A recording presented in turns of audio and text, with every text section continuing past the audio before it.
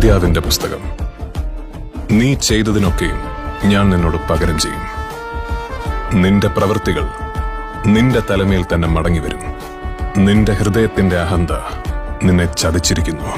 നീ കഴുകനെ പോലെ ഉയർന്നു പറഞ്ഞാലും നക്ഷത്രങ്ങൾക്കിടയിൽ കൂടുകൂട്ടിയാലും അവിടെ നിന്നെല്ലാം ഞാൻ നിന്നെ താഴെ ഇറക്കും.